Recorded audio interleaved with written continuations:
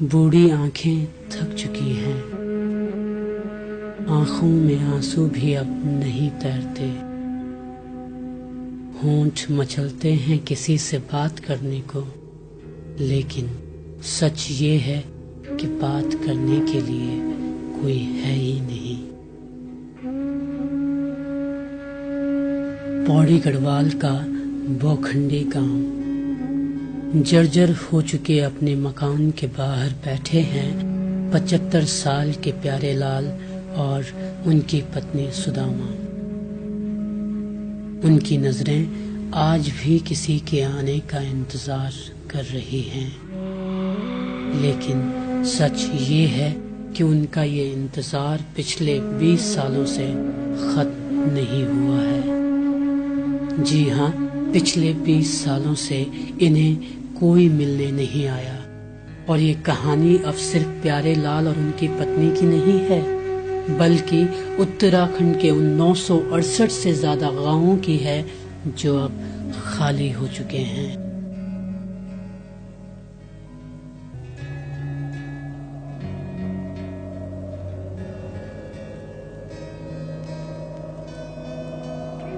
इन गांवों में अब बचे हैं तो बुजुर्ग और खंडहरों में तब्दील हो रहे बंद पड़े मकान।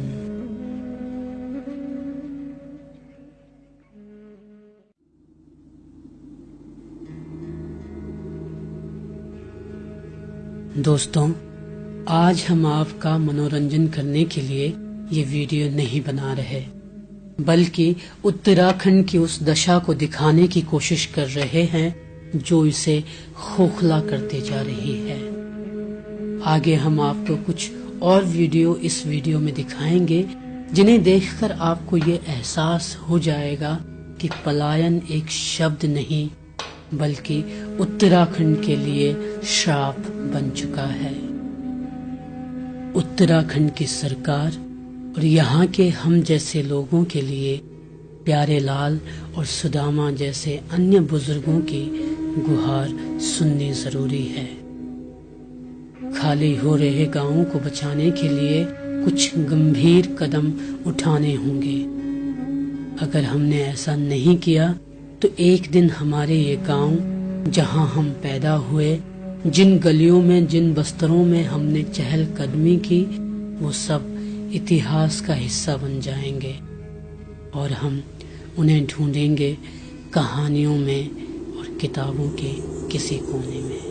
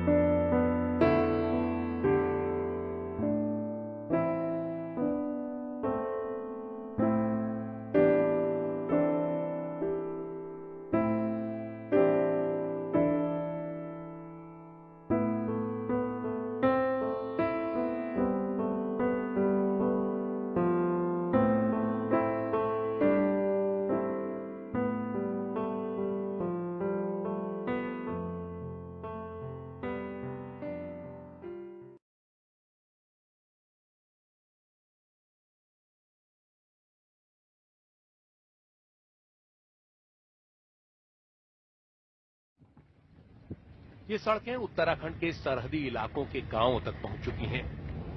नतीजा, यहां के लोग भी सुख सुविधाओं के लिए नीचे आ रहे हैं। राज्य की 350 किलोमीटर की सीमा चीन से लगती है और 275 किलोमीटर सीमा नेपाल से।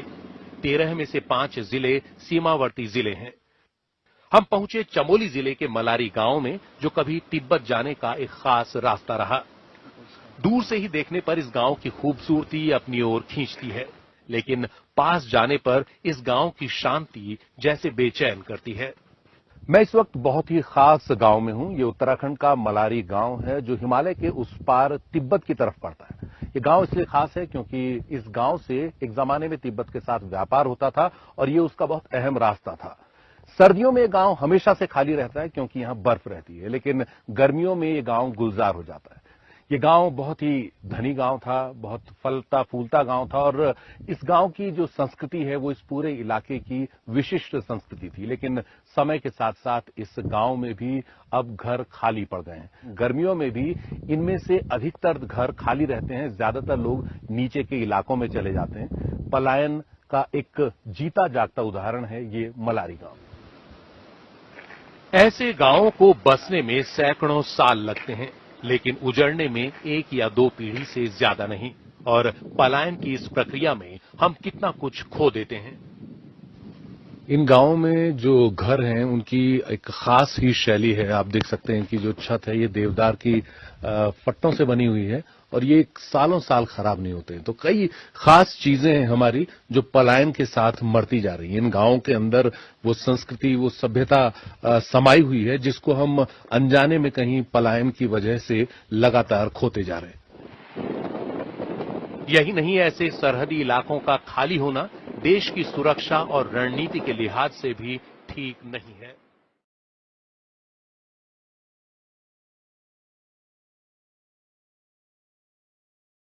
इस प्रक्रिया का शिक्षा से भी बहुत लेना देना है। 2011 की जनगणना के मुताबिक राज्य की साक्षरता दर 78.8% थी। राष्ट्रीय औसत 73% से बेहतर। इसमें भी राज्य के पहाड़ी जिले मैदानी जिलों की तुलना में ज्यादा साक्षर थे। लेकिन यही साक्षरता इन इलाकों के गांवों में पलायन की त्रासदी के गंभीर होने की खास वजह बन गई। राज्य के पौड़ी और अल्मोड़ा जिले इसके उदाहरण हैं। यहां साक्षरता हमेशा ही दूसरे जिलों से ज्यादा रही, लेकिन इन दोनों जिलों की आबादी 2001 से 2011 के बीच बढ़ने के बजाय घटती गई। अल्मोड़ा की आबादी में 8,061 और पौड़ी की आबादी में 9,807 की कमी दर्ज की गई। साफ है, इन इलाकों में सरकारी स्कूलों में पढ़ाई लिखाई के बाद लोगों को अपने बच्चों का कोई भविष्य नजर नहीं आया। बच्चों को बेहतर शिक्षा दिलाने और अन्य सुविधाओं के लिए भी लोग गांव छोड़ते गए। उत्तराखंड का जो साक्षरता प्रतिशत है वो बहुत अच्छा है।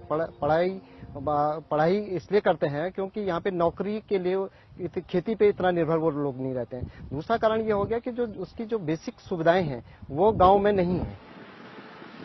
अब तो उत्तराखंड के तमाम इलाकों से गुजरते हुए आपको ऐसे सैकड़ों स्कूल मिल जाएंगे जहां आज बच्चों की गूंज तक सुनाई नहीं देती। आसपास के गांवों के लोग अपने पूरे परिवारों के साथ पलायन कर चुके हैं, तो यहां पढ़ने के लिए बच्चे आएंगे कहां से? उत्तराखंड के पहाड़ी इलाकों में पलायन की समस्या कितनी बड़ी है, इसके कई जीते जागते सबूत हैं और उन्हीं सबूतों में से एक हैं इस तरह के स्कूल। ये स्कूल 1991 में स्थापित हुआ, लेकिन 25 साल के अंदर बंद हो गया। बंद होने की वजह यह नहीं थी कि इसमें भवन नहीं था या जगह नहीं थी, यह भी नहीं थी कि इसके लिए शिक्षक नहीं थे, बल्कि बंद होने की वजह यह थी कि इसमें पढ़ने के लिए बच्चे रह ही नहीं गए थे। उनके माता पिता यहां से पलायन कर चुके थे। कई स्कूलों में अगर बच्चे हैं भी तो वो भी नाम मात्र को ही, और इन हालात को पूछने वाला कोई नहीं है। प्राइमरी स्कूल में तो 5-6 बच्चे और पहले तो 200-250 बच्चे पढ़ते थे। अभी बच्चे है ही नहीं, सब बाहर चले गए। और 5-6 बच्चों पर कितने टीचर हैं यहाँ पर? कितने? 2 है ना, ये 1 टीचर है। हाँ। कुछ गांव हैं जहां अब भी कुछ रौनक दिख जाती है, लेकिन यहां भी शहरों की बेहतर सुविधाओं की लालसा साफ दिखती है। क्या हुई? मतलब सरकारी दिक्कत बोला, पानी दिक्कत, राशन दिक्कत, गाड़ी दिक्कत, सब दिक्कत है। अब गांव में सुविधाएं कम हो गई है, तो हर चीज में प्रॉब्लम हो रही है, तो लोग सुविधा के लिए सबके सब शहर जा रहे हैं, पलायन कर रहे हैं। किसी को यहाँ गांव में रहना मंजूर नहीं है। पानी की दिक्कत है, गांव में रोड की समस्या है, लोगों को यहाँ मेडिकल की सबसे ज्यादा समस्या है, कोई बीमार है तो मेडिकल की सबसे ज्यादा प्रॉब्लम हो रही है यहाँ, तो इसलिए ज्यादातर लोग यहाँ से शहर जाना सही समझ रहे हैं। उत्तराखंड में एक चीज जो अधिकतर जगह पहुंचने लगी है वो है सड़क। उम्मीद ये थी कि इन सड़कों के जरिए सुख सुविधाएं और समृद्धि गांवों के करीब आएंगी, लेकिन हुआ इसके उलट ही। ये सरकार केवल मात्र ये समझती है कि केवल अगर सड़कों का जाल बिछा दिया जाए तो पलायन की समस्या रुक सकती है, लेकिन मेरा ये मानना है कि इसका एक उल्टा असर भी देखने को मिला है। जैसे सड़क या रोड्स जो हैं विकास का बहुत बड़ा माध्यम है, लेकिन हमने ये देखा है उत्तराखंड में कि जहां जहां सड़कें गई हैं वहां से युवाओं का माइग्रेशन और तेजी से हुआ है।